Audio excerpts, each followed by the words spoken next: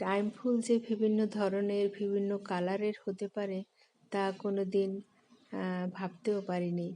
এখন বাস্তবে দেখার পর বুঝতে পারি যে টাইম ফুল বিভিন্ন ধরনের হতে পারে।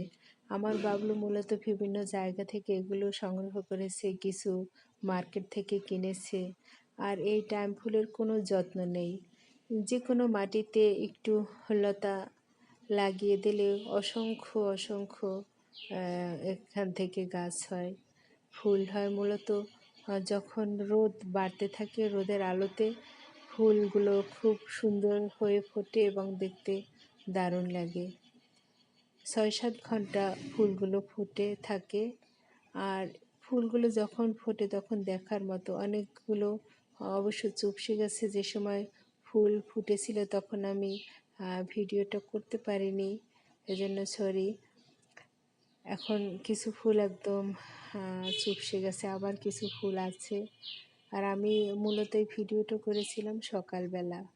সকালবেলা অত সুন্দর করে ফুলগুলো ফোটেনি, তারপর যা ফুটেছে তাতেই খুশি। এই গাছগুলো মূলত আমার বাবলু কিনেছিল, বিভিন্ন জায়গা থেকে কিনেছিল আমার বাবলুর ভীষণ শখ বিভিন্ন কালারের। সে মূলত সাদা ফুল পছন্দ করে, কিন্তু মা আবার বিভিন্ন রঙের ফুল পছন্দ করে। আম্মুর ভীষণ ফুল পছন্দ, তাই আমার বাবলু ছাদ বাগানে দেশি বিদেশি বিভিন্ন ধরনের ফল ফুলের গাছ লাগান। আর আমার বাবলুর ধ্যান হচ্ছে ফুল গাছ, বিভিন্ন ধরনের গাছ। কিন্তু দুঃখের বিষয়, আমার বাবলুকে কেউ কোনোদিন একটা গাছ গিফট করে না। হয়তো কেউ জানে না, জানলে তো অবশ্যই গিফট করতো। আমার বাবলু এগুলো সব নিজে নিজে সংগ্রহ করেছে। আমার বাবলুর যেটুকু হাতে অর্থ থাকে সব তার ছাদ বাগানে ব্যয় করে, কারণ ছাদ বাগান করে আল্লাহর রহমতে আমার বাবলু অনেক ভালো আছে, আমরাও ভালো আছি।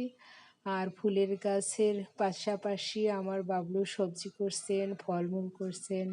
মা তো ছাদ বাগানে সবজি ছাড়া বাহিরের কোনো সবজি খেতে পারে না, মূলত মায়ের জন্যই কৃষিকাজ করা। আমার বাবলু কৃষিকাজ করে ফলমূল সবজি এগুলো আমার বাবলু উৎপাদন করে। আর আমি হচ্ছি এগুলো কেটে কেটে এনে আম্মুর জন্য রান্না করি, আত্মীয় স্বজন পাড়া প্রতিবেশীকে দেই, তারা ভীষণ ভীষণ খুশি হয়।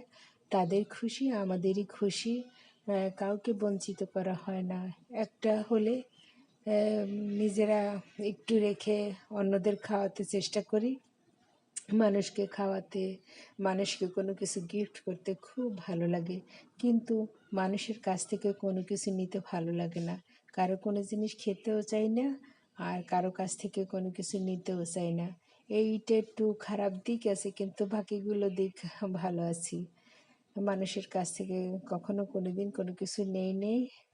আল্লাহ যেন কোনো দিন মানুষের কাছ থেকে কোনো কিছু না নেওয়ায়, এটাই আল্লাহর কাছে চাওয়া। আপনারা একটু একটু করে বাগান করেন, ভালো লাগবে, অবসর সময়টা কাটবে। সবাই ভালো থাকবেন, সুস্থ থাকবেন, নিরাপদে থাকবেন। আল্লাহ হাফেজ।